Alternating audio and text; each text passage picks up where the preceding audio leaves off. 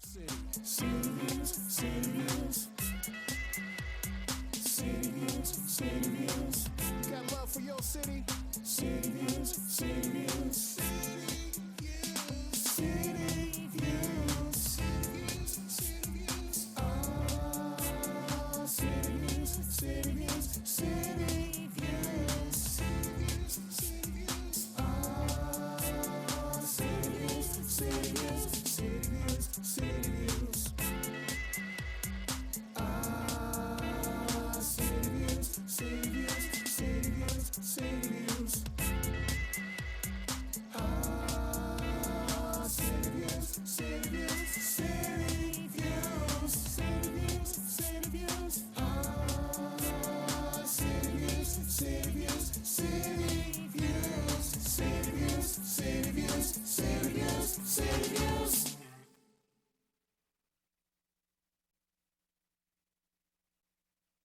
And good evening, ladies and gentlemen. Welcome to another episode of City Views. My name is Jacques Williams, and I am your host for this affair, alongside with my gentleman co-host, the one and only Mr. Wilbert Bowles, also known as Weebo. I'm here. Jacques. All right, as always, 100%. I'm here. Although tonight we are missing two members of the crew. Daniel will not be here with us, No, and not Melissa, she is just studying so Hard. you know. Trying to get that degree. Hey man, it's Amen. important. Oh, yeah. Got to make it happen, right?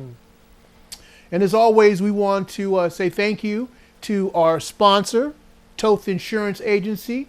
Hello, Steve and the crew out there with Toth. Thanks, Steve. You the man, Steve. We appreciate you so much for everything you do for us. And I can't waste any time in getting to the weekend in review because it was quite a weekend. Oh, it was. It was. It was. And start off Friday, busy Friday. Events all over the place. Brad Field was at WAPJ. Yeah, I saw that. Yeah. Yeah. He and Dan Lavallo have a podcast that Dan produces. And it goes into Brad's whole weather forecast, his whole scheme, how he comes up with the forecast. And the podcast is being produced on WAPJ. So Brad came down and they did one of their podcast sessions at the station, and it was very, very cool because obviously he opened up the floor. We got to ask questions, and the meteorology game is deep. Yeah. And you know, some of the terms that he shared with us and whatnot, it was very informational, and I think that all of us took a greater appreciation of their job and how serious it is. I mean, one miscalculation in a forecast could hurt someone's business. It could have ramifications that are far seen. So we definitely enjoyed that session, WAPJ. Then also that evening, 5 Points, Center for the Visual Arts, hosted Fish's martini tasting. Oh, I saw it on Facebook. Yeah. The 5th annual. okay. Deirdre DeCara, Yeah. the executive director for Fish. She busy. God bless you, DJ. So a grand time was had by all there. And then the third event that I had to participate in was the celebrity paint auction by CAFTA. Did you paint something? I tried to paint something, and hopefully we'll talk about this a little later when the mayor comes out. Oh, you didn't bring no copy or just photography? Look, I just wanted to get out of there, okay? Now, I got to give props to John and Teresa because they're so encouraging. Obviously, they're artists, so you know they know how to inspire one's artistic palette, as it were. There was no inspiration in my palette at all, and some of the celebrities, for all intents and purposes, that were painting, I was really, really impressed with. And, you know, that element of art that it's all in us. We have that. Oh yeah, we do. But my situation was in art class, I was doing other extracurricular activities. You're making circles. So, unfortunately, I didn't get to my my educational foundation Next time. in art class. I was more in music and Oh, okay. literature and Oh, okay. artly pursuits of that nature. Just checking. But then Saturday, man, it all changed. When I first came to Connecticut, I was so fortunate enough to meet a gentleman named George Baker. George was a fantastic guitar player. In fact, the first time I saw him play, I walked into a Cafe 9. I'm like, man, they just booked George Benson? I mean, George Baker was a phenomenal human being, a great musician, a New Haven legend for sure. Yeah. So I got the news early Saturday morning that he passed. So, it's like, wow, trying to, wrap my hands around that.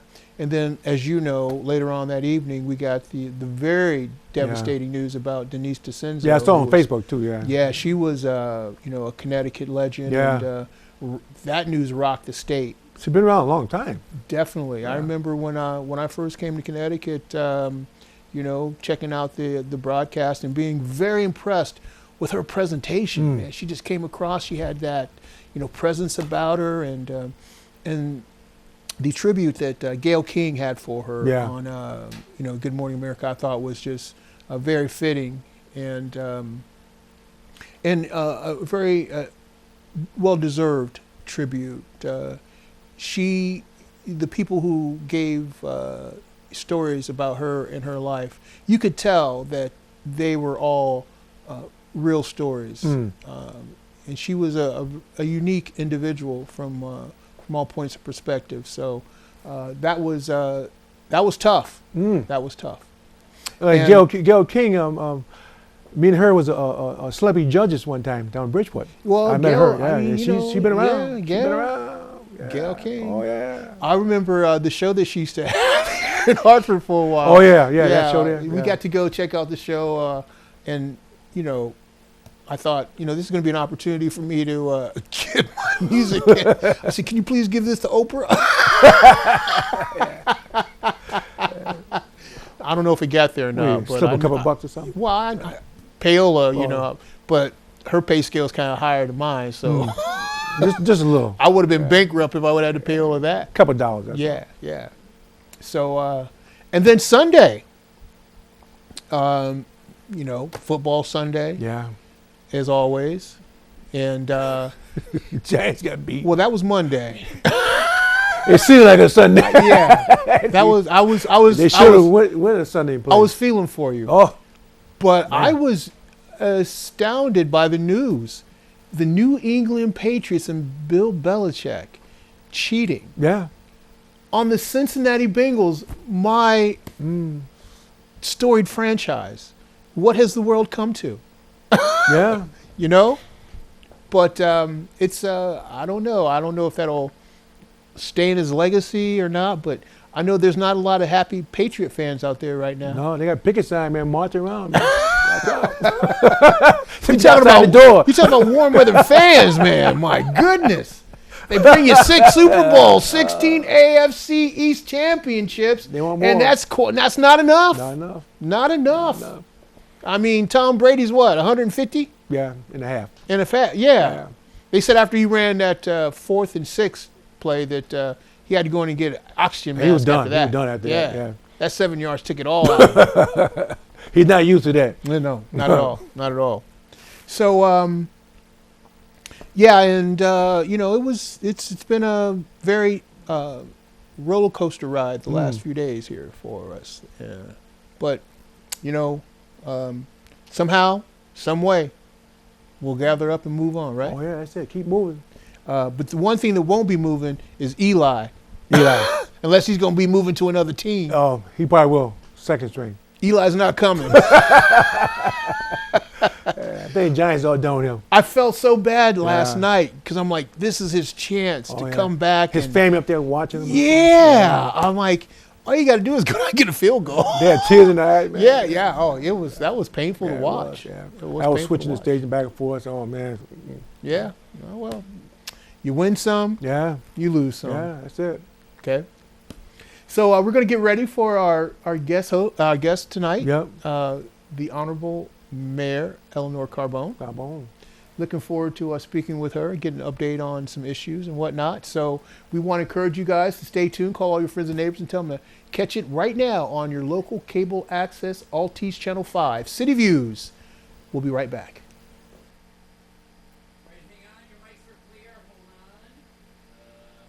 Shelters are the best places to find a new pet. What a perfectly beautiful little lady. That's where you'll discover healthy, loyal, and loving animals eager to become a part of your family. A person is the best thing to happen to a shelter pet. Oh, ladies first. Be that person. Adopt. This is living. Hey, kid. To find out more, visit theshelterpetproject.org.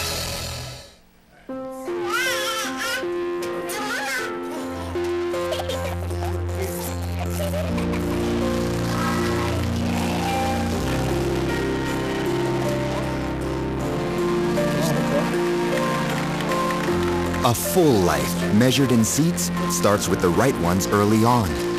Car crashes are the #1 killer of children 1 through 13. Learn how to prevent deaths and injuries by using the right car seat for your child's age and size.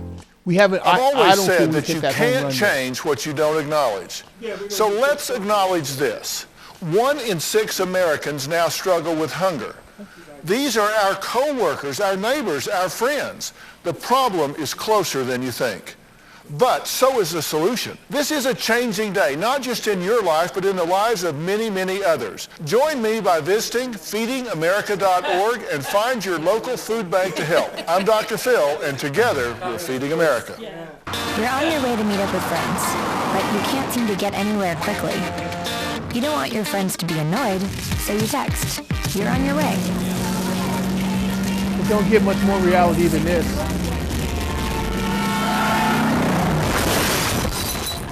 Five seconds is the average time your eyes are off the road while texting while driving. Make sure you get where you're going.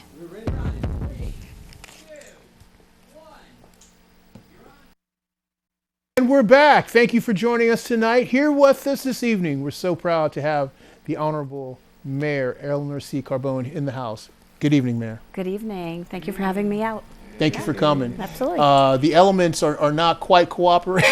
I know. We're missing half our staff. I was watching the branches on the trees are Yes. starting to freeze. They Yes. look pretty, but it's a forecast of what's to come. And It's coming. that's kind of dangerous too. Mhm. Yeah. Very dangerous. But my, oh my, how pretty downtown Torrington is looking Yeah, these looking days. good. I have to agree with you. I have been so fortunate this year. We did an all-call for volunteers to help us think about how we can bring more vibrancy to the downtown area during the holidays. Just add a few lights and some greens, and we are dressed for the holidays. Absolutely. And it does look fabulous. Absolutely does. Great team. I have, young Travis Lipinski, working with us, former Councilwoman Marie Soliani, my husband, Maurette Wall from my Oh, office. you put Jerry to work? I did, absolutely, yeah. Actually, he kept bugging me for, the entire summer. I think they's checking that Jerry. list. Yeah.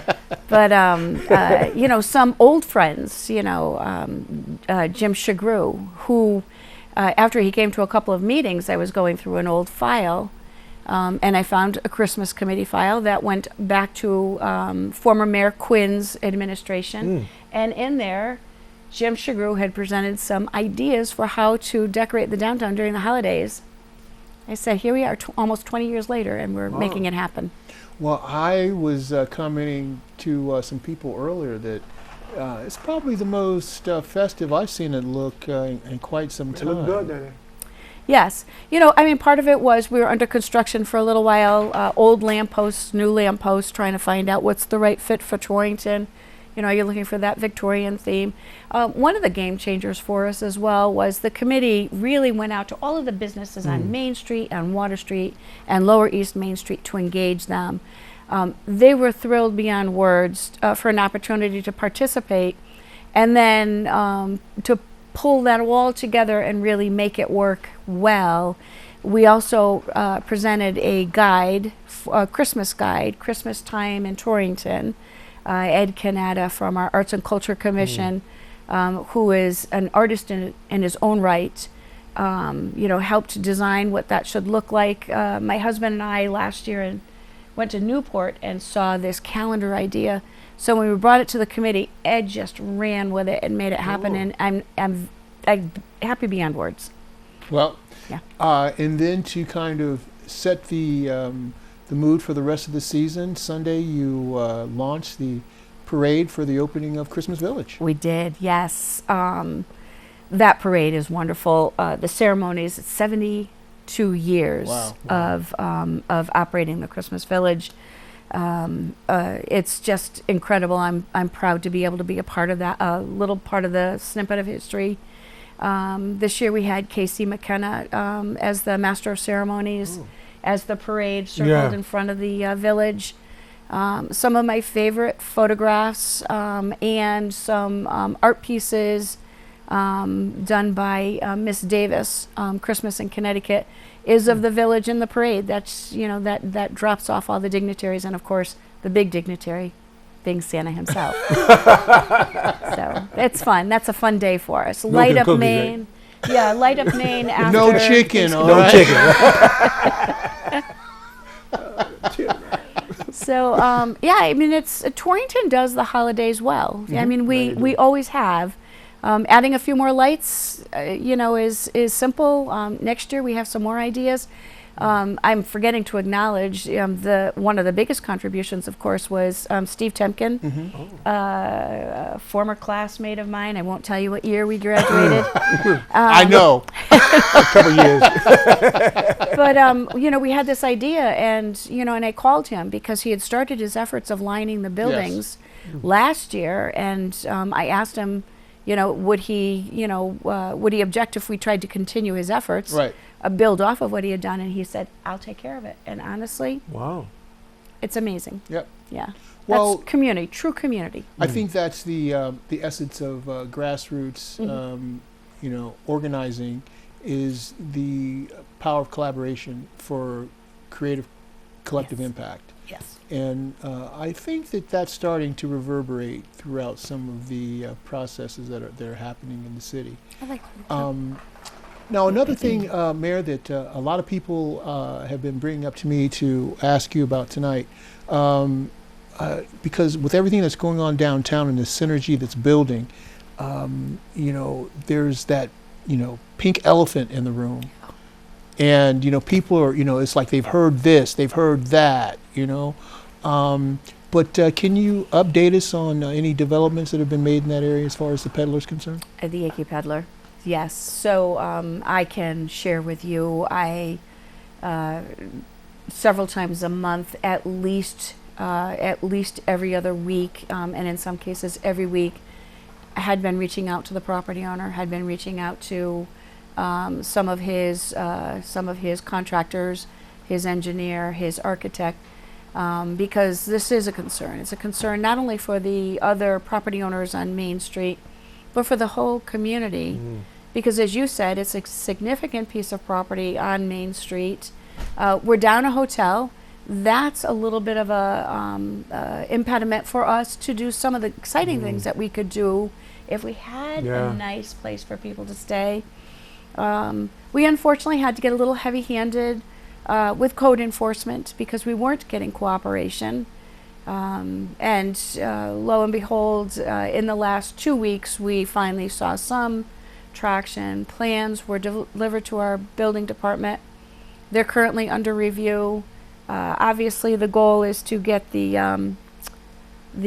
fire code compliance. Once that's done, then we'll continue to work on what are those next steps. And in terms of those next steps, some of the concerns that have been raised in terms of, can this somehow be some type of community type situation, or is that private ownership? Is that a wall that can't be hurdled? Yeah, I think that everybody thinks that there's an easy solution with a community approach, or I can't tell you how many times people have called and asked me about eminent domain. That's a very complicated legal proceeding. It's never an easy proceeding. It doesn't always end well or favorably. But it is private property. It is owned by a very established hotel development organization, Jason Hospitalities. They've had great successes and some really good models for us to hold them up to. Their most recent was in Springfield. So as long as we get them and keep them moving in line, I think we would be comfortable, with the direction that they're taking. You are comfortable with the direction they're taking? I wish it was faster. It was the right direction. Yeah, yes. So have they shared any future developmental plans with you? So their plans are to continue to develop it as a hotel, which is what we need. It is... any special amenities or... 62 rooms, because they are affiliated with Best Western. Best Western has some parameters that they have to meet. Some of those is... now when you go and stay at a hotel, your expectation is that there'll be a health room, someplace where you can work out. Work out a little bit. That's good for you spinning. Yeah, they have a spin bike. Yes. So yeah, there are some things that they must do to maintain their affiliation, we keep encouraging them to try to restore and maintain the historic piece to this. I'd love to see that front porch restored. But of course the interior, with the windows and the doors and the woodwork and the fireplace mantle, the staircase to the second floor. So there are important things. The pub is completely intact still with that mural. So those are the goals that we have as a city. And again, it's just trying to keep them at the table and keep them engaged and motivated to keep moving. Are there any plans for the other spaces to be utilized by them, or is that? So the entire first floor is the retail portion, which was always vibrant. Is going back to my childhood, there was always a good selection of retail or office space there. At one point, the newspaper was there.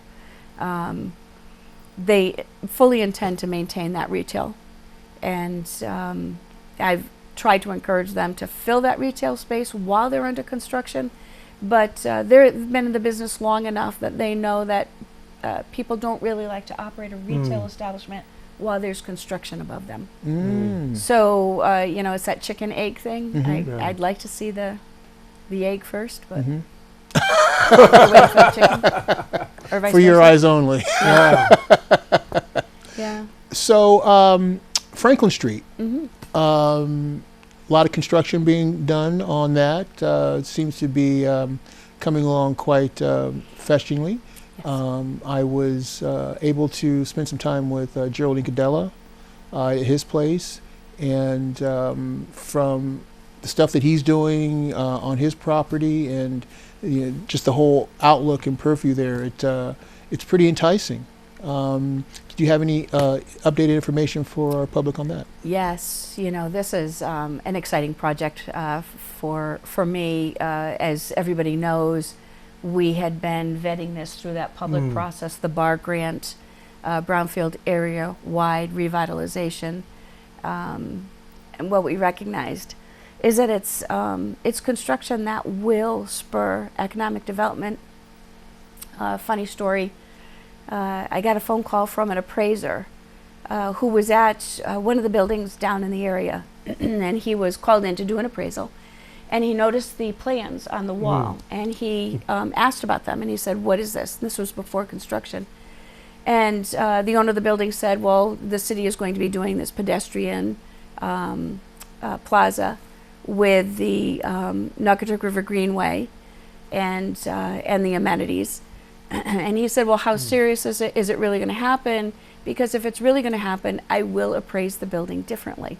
So what we know is that little bit of improvement, creating 2 front doors for some of those properties that, you know, that have frontage on East Main Street and will have frontage on Franklin Street, obviously it improves and increases the value of their properties.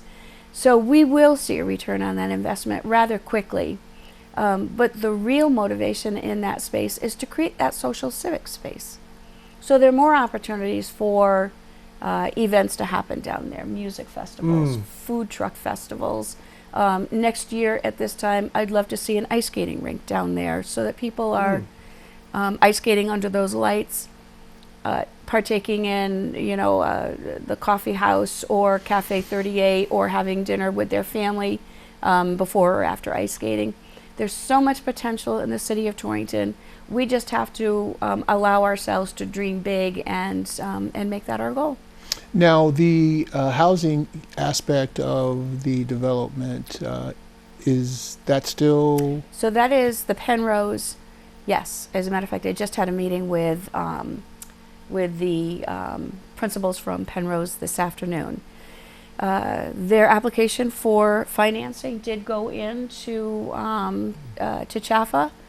That is a process that takes, you know, usually about 4 or 5 months. They won't know until April. Maybe March or April, if they have their financing. Another great project. One of the reasons that I'm excited about that project is, in the city of Torrington, we really have not had new congregate apartment construction in decades. And when I say decades, I mean like 4 decades. Wow.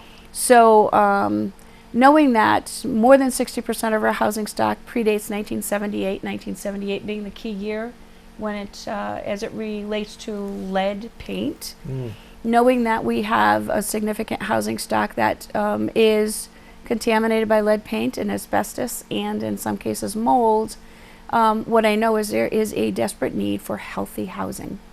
So my goal has always been to establish a program or a plan to make our housing healthy so that young families can move into these apartments, into these homes, and live healthily, you know, raise their children so that they don't have to worry about an elevated lead blood level or developing some upper respiratory affliction because of mold or asbestos.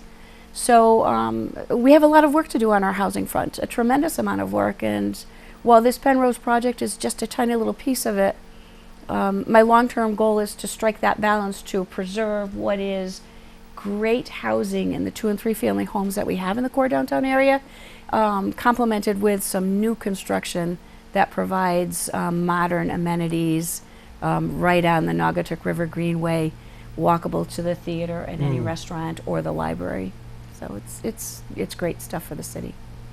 Well, we're going to prepare another break before we get to our What's Cooking segment with State Rep Michelle Cook. So you guys, you know what time it is, right? Call all your friends and neighbors. Tell them to catch it while it's hot, right here on your local cable access, Altice Channel 5. We'll be back with more with the Honorable Mayor Elinor C. Carbone right after this.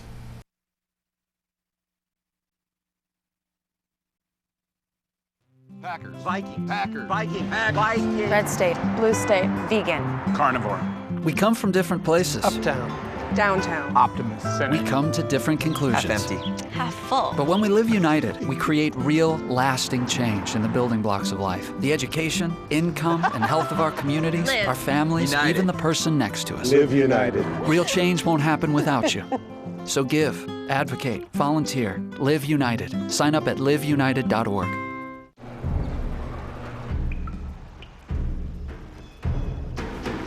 The pain will not control us. It will never break us, define us, or keep us still. Because arthritis can't beat us if we beat it first. In the fight against arthritis, you need a weapon. What's yours? Visit the Arthritis Foundation at fightarthritispain.org. Welcome to Fogel's.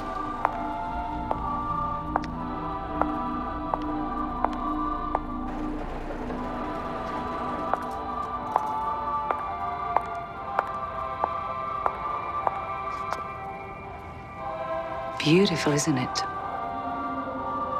You expect options everywhere else. Why not with your medical treatment? Talk with your doctor to explore all your options and find what's right for you. Visit ahrq.gov.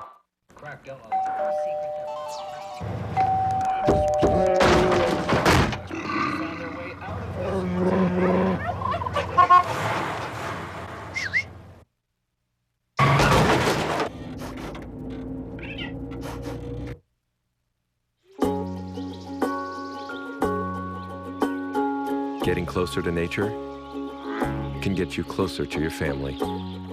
Go to discovertheforest.org. And we're back, ladies and gentlemen, with 1/2 hour left of City Views. Want to send our best wishes to the staff. They couldn't make it tonight. Weather complications, school, the whole nine. We just want to make sure that you guys know that we're with you, and we'll see you back next week. Take your time, do whatever you got to do. So it's all good in the neighborhood. It is. In the meantime, we're going to be waiting for our next segment with Michelle Cook, but I'm sure that she'll call us right in the middle of a sentence when we least expect it. She ain't cooking chicken tonight, all right?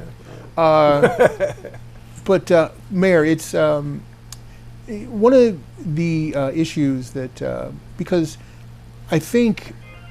There she is. You said the Just, sentence. yes. But we'll finish this after this conversation. You might have been cooking some chicken. Good evening, Michelle. Merry Christmas and Happy New Year.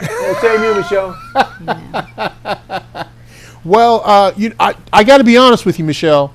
Part of me is still in the middle of October. Well, I have you not. know what happens? You snooze, you lose. I guess. In October. I guess. And if I didn't learn that now, I learned it about a week ago when I showed up late for the abrupt city council meeting. I was like, oh my God, what happened? It happens to the best of us. I understand. I got to work on my promptness nonetheless. My band teacher in high school said early is on time and on time is late. I understand. But he never said, take into consideration there will be traffic. A wise man also once told me that if you are late to a variety of projects or activities, it might be because you're busy. Or it could be legislative time. But you're never late. You're always on time. I try not to be late, but there are those days. I understand. So, Michelle, I have to bring this up with you. I was coming back from Westbrook over the weekend, and I was listening to some radio broadcasts, and there's people out there, they're not very happy with the governor right now. Well, I understand that. I mean, I would have to say that there is some frustration amongst all of us with the governor right now. And I believe that there just really needs to be a defined decision and stick with it and then fight your way through it as opposed to wishy-washiness. And I believe that we relied on our leaders to be assured of themselves and to be able to listen, but not to change your mind over and over and over again. That becomes rather confusing. And so I sense their frustration. I echo their sentiments. And I understand. It's been very it's been very difficult, some of the things that are going on, or some of the things that have been proposed, or what somebody might interpret. But I just, as with everything else, I ask people to just kind of, be patient, and everything, I'm sure, as always, does work its way out. Well, I'm tempted to make a call to his office, because if you can't attend my appreciation fundraiser in lieu of his special session next Monday, I'm going to be upset. Well, I will say this: we would be on special session on Wednesday.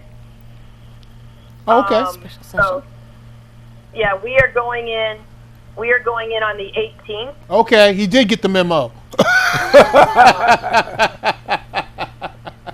So I'm sure whatever you said made a huge difference. Ned thinks I'm a little flighty. No, it's all good. It's all good. But some of the skepticism, Michelle, stems around the fact that he's looking to maybe privatize this situation and, make it more connected to Wall Street. I would have to remind people of a lot of things, and when people asked for less government and public-private partnerships, yes, and shrink the bankroll on state employees, there's only a couple of ways that you can do that. And so when the conversation starts to happen about maybe going that direction in certain arenas, now people don't like it. So there's really got to be a balance on that. And quite frankly, there are some things that maybe could be, more efficiently ran in a public-private arena. Yes. And I think that we need to be open-minded about that and realize that if people continue to push back on a state budget, they want more for less, cut this, cut this, cut this, but don't take away my, you fill in the blank. Right. We have to figure it out somehow. Right. I mean, and that's everywhere. That's federal, state, and local government. Right.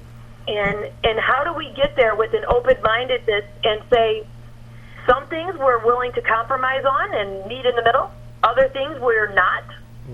And then on those that we have questions about, then we should be able to ask questions, as I've always said, respectfully and cordially, and see where the other side is coming from, whatever that side might be, and how do we work it out? Well, that's easier said than done. And I don't know if, this environment that we're currently existing in will allow us the opportunity to really air out these issues in a way that creates a sustainable bottom line result. I don't know if those moderate voices are going to be heard. Well, I think it depends on the subject. I mean, we can't have extremism from one way or to the other. And you know where I fall, very much in the middle of a lot of things. And I believe that the moderate voice is heard, but they can't be complacent. They do have to speak, and they have to show up. They have to vote. They have to be involved. You can't hope somebody else takes care of it and then complain about it later. I do agree with that, but I think what is happening to some extent is people are feeling so bogged down by the process that they just don't bother anymore, which, I mean, to me, that's not an excuse. That's a cop-out. However... Well, I would say that the state process actually not very convoluted or difficult at all. I believe you have the mayor there tonight, yes? Yes. Yeah, good evening. Hi, Elinor. How are you? I'm good. How are you? I'm good. I believe, and the mayor could speak to this as well, that if there is something that needs to be taken care of, we have a public process, a building for the people, that if we're there, anybody and everybody is welcome to come up and testify and speak to what they believe is or is not, in their views, appropriate or not appropriate. and the mayor has been very good about doing that with us on a lot of issues that have helped Torrington specifically. I mean, do meetings occur at convenient times for everybody? Absolutely not. Just like local meetings don't occur, at a perfect time for everybody. But that also doesn't mean that you cannot submit testimony on topics that you might be opinionated about as well via email or mail. Or even call a legislator and say, hey, look, I don't like this. Well, and, I would say that the federal might be much more difficult, obviously, than the state. But I do believe that the state and local delegation are pretty receptive to the majority of the issues that I've ever been contacted about. Me specifically. I can't speak about 100 other people. I totally agree with that. I think the access that we have to our local representatives is exceptional, and I've been fortunate enough to form personal relationships with a lot of you all, and I see your commitment and your hard work, which makes it difficult for me sometimes because I hear from the grassroots in terms of their concerns and their issues, and I still think that there's that kind of gulf that we still have to somehow try to overcome in terms of the trust factors that could lead to more transparency. I think. Well, I would say that we have. I understand what you're saying, and as far as transparency is concerned, specifically, I would offer this. If there are things that people are looking for that they can't find, and I believe that we have become, over the last 8 to 10 years, a much more transparent state government body than we have ever been. To where you can find things, look things up. The auditing process has expanded, much further than what it has ever reached before. You can get certain information. Now, mind you, there is private, personal information that you're not going to be able to have access to, nor should anybody be able to have access to that. But if there are things that people are looking to acquire information about and they can't find it, all they need to do is pick up the phone. And, in my office and, our local delegation's office, we are more than willing to help people get the information that they need. I know that people talk amongst themselves, but that doesn't help if you don't reach out to the people that can really help make effective change. It's a good point. Great point, Michelle. We're not going to hold you too long tonight because we know that you have a lot on your plate. But as always, we do want to thank you for your contribution to the show. Well, thank you. And I do want to just give a local state update. We are being called back into special session next Wednesday. And we will be ratifying the hospital tax issue that's kind of been on the books and back and forth for a while. I got phone calls from our local hospitals. I've gotten phone calls from employees. They are in support of this agreement. So contrary to what might be out there, because we know that information gets twisted across the board, that this is an agreement from the hospitals, from Charlotte and Hartford and all of those. I've already heard from them asking me to support the agreement and the vote next week to ratify the hospital tax. And I know that there's still some frustration when it comes to some bond dollars and some other things. I don't know if that's going to get fixed by the end of the year, but I do know at least we can take care of this hospital tax issue, and they can move along about doing what they need to do, and we can move along onto some other issues. Well, thank you for bringing that to our attention, and I'll do my best to follow up on that so that we can discuss that on future shows. Absolutely. Thank you, Michelle. Thank you, Michelle. All right, thank you all. You have Good a great night. night. You too. Good night. Give your best to the family. Bye-bye. Give my best to the family. I will. Okay. I'll talk to you soon. Okay. All right, bye-bye. Bye-bye. Okay, next, ladies and gentlemen, I think we're going to start a new segment here. We're going to call this Right Ray, Wrong Ray. Ray next. Ray next. Ray Botas is up, ladies and gentlemen. Ray! Yeah, I'm here. Ray's here. I've been waiting. I can't believe your patience is actually... Oh, yeah, like I say, boy, she likes to hear herself talk. That's all I can say.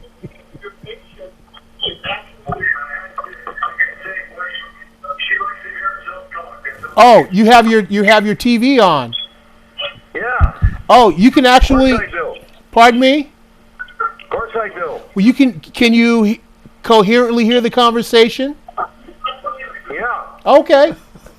I can hear it too. Yeah, we're all gonna hear it. Right. So, what's on your mind tonight, Ray? Okay, I'm going to turn my TV down a little. Okay. Thanks, Ray. Okay. All right. My first thing is, you talk about wishy-washy. I'll tell you, you just got off the phone with wishy-washy.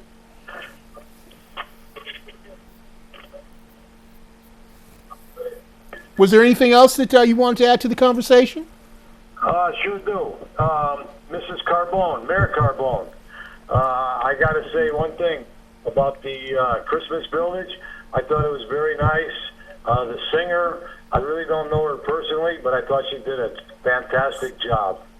That was Kennedy. Yeah, she was our Northwest Idol winner.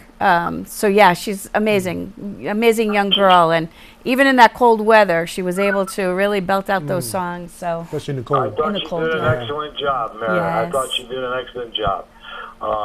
The other thing I want to get to is this the Bellwood apartments that might be going up. The Penrose? Penrose? Yeah, Penrose there. Yes. Yeah. Did you have Briarwood? I think it's Briarwood. Briarwood's in a paper. Oh, I'm sorry. Okay, I think I know what you're talking about. You're talking about the 55 and older apartment construction up by Greenbrier. Yes. Yes. Yep. Yeah. What's your question? Hello? Do you have a question on that, Ray? Well, no, I was just curious. I just seen it in the paper. I wanted to see how far that was going to go before any construction went on. Oh. So I'll be following it. Well, yeah, I think that that everybody is paying close attention. It's obviously been changed. The initial application went through inland wetlands, I think, with a slightly different model, which was for families, market rate apartments. They've gone through inland wetlands with approval because there wasn't a significant impact on the wetlands, and now they have to go through planning and zoning. The inland wetlands decision has been contested by the Greenbrier property owners. So, it isn't, it isn't a done deal. There's quite a bit of work to do. I don't see that going into construction anytime soon. I see. Okay, I got one more thing. We're all ears. This is about the Pearl Harbor Memorial. Oh, yeah. At the auditorium. Yes. I was very disappointed that What's Cooking wasn't there. I mean, she's always got an excuse why she can't come. I thought that wasn't appropriate, but I think the mayor took over and did a very good job, and Mrs. Horns put her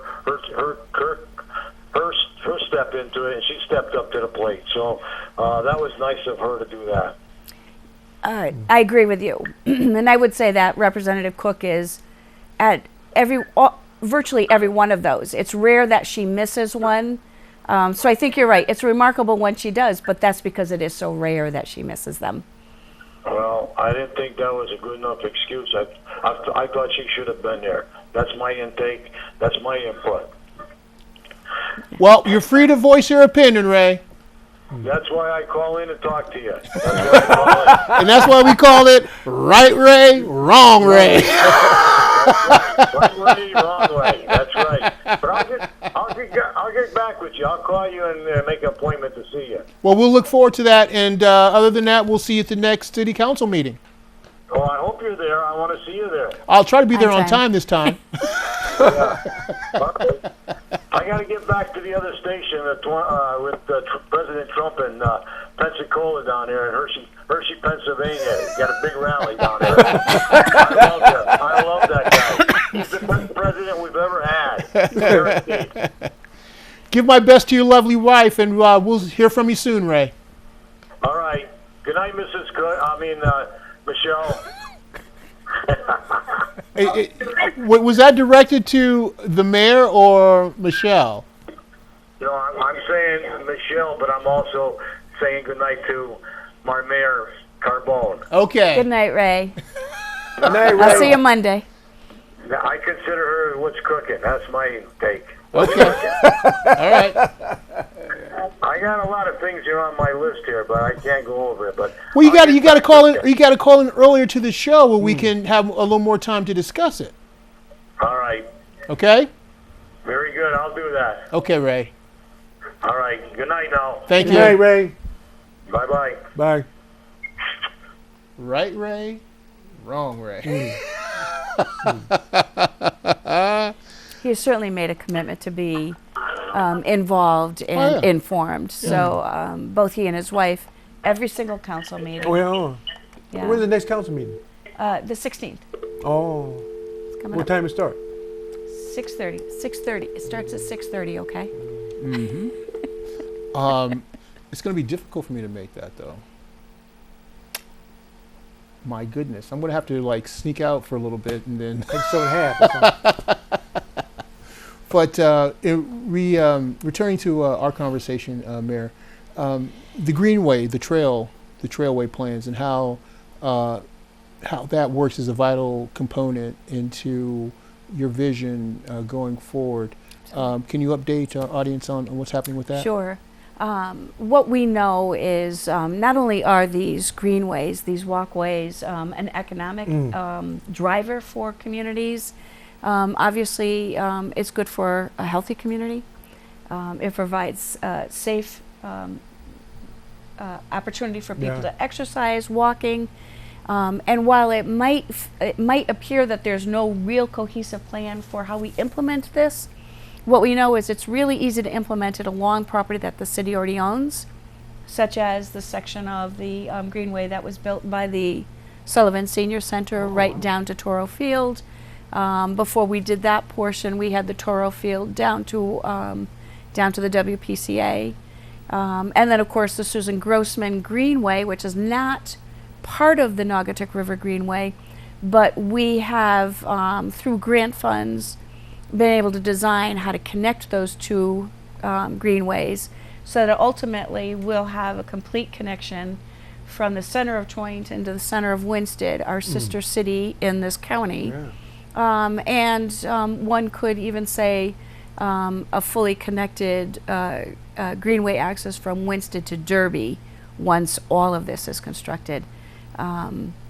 Really excited about the work that we're doing, and we just take it little bites at a time. It's not easy running a city by any means, and I think sometimes our level of expectation is higher than what it realistically should be. A change sometimes is very arduous, tedious, and slow. Very. And it's very difficult sometimes to measure the benchmarks of that change because everyone has different expectations to what those changes should be. I'm curious, Mayor, how would you assess your tenure in office thus far? 6 years. And with that tenure, what have you learned about your community from the position? You know, I couldn't agree more with you when you say there are expectations and that sometimes those expectations are unrealistic.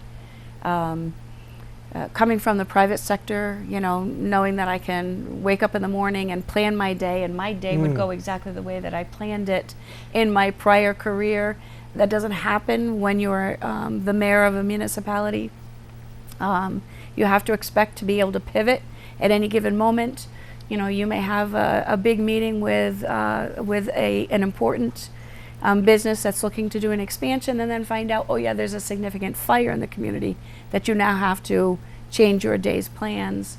Nothing is fast. You know, you might apply for a grant, do something like sidewalk construction, and 2 years later, you're still processing paperwork, you're still going through state approvals and design, and in all of those elements. So while everybody is expecting that, oh, well, you got the money, in the fall of 2018, why don't we have sidewalks yet? There's a lot of that has to be that reality.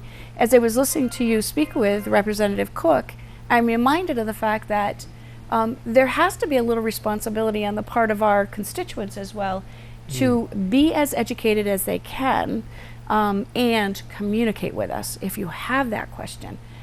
I know for a fact that every single one of our representatives, from Representative Cook, Case, Horn, Senators Witkos and Minor, they get back to us every time we call them, and I make it a point to do the same in my office. So yeah, it's a lot of give and take, education and communication being key, and all of that communication piece came out of our Working Cities Challenge. So I would say that was probably my biggest learning curve. Now, regarding that Working Cities Challenge, what elements did you take from that you feel are benefiting you now in the administration of your policies? Absolutely all of it. I think that the process that brought us to the final outcome, the outcomes being, two of the primary outcomes being that we have to be better communicators with our public and with each other, as board to board. And both of those are near and dear to my heart. I haven't given up a focus on accomplishing those, finding a way to accomplish those. We do have some very exciting news coming up in the coming weeks, including a meeting that I had right before this. I was meeting with our chairman of the Board of Education and the co-chairman, because even board-to-board communications, I think, is an area where we all know we should be doing a better job at it. It's how do you fit that into your schedule? So, so I have some ideas that I'm working through with them as well. It's all about communication, and then of course trying to keep our young people here. Well, unfortunately, we didn't get an opportunity to touch on all the topics that we would like to discuss with you today. But we hope that you'll find time in your schedule to come back and visit us. And be happy to. Okay, Thank you. Great. Ladies and gentlemen, the Honorable Mayor Elinor C. Carbone. Thank you so much for tuning in. Thank you, Jack. We want to take this time to let you know about next Monday for my appreciation fundraiser. It's going to be taking place at the Social House from 6 to 8. Tickets are available on the City Views website, which will be launching on Monday. I just realized that I'm not going to be able to attend the City Council. It'll be AM or PM. You celebrating here? I'm going to have to Weibo. I might need a little help on that. You AM might or have PM? Yeah, it's going to be PM for sure. Okay. But please check us out. Subscribe to our YouTube channel at City Views-CT. In the meantime, it has been fun, but as the proverbial clock on the wall says, I gotta run. On behalf of my co-host, Wilbert Bowles, aka Weibo, and our guest tonight, Mayor Elinor Carbone, we'll see you back next week for more City Views. Good night. It's about that time. City Views, City Views. What's happening in your city? City Views, City Views. City Views, City Views. You got love for your city? City Views, City Views. City Views, City Views.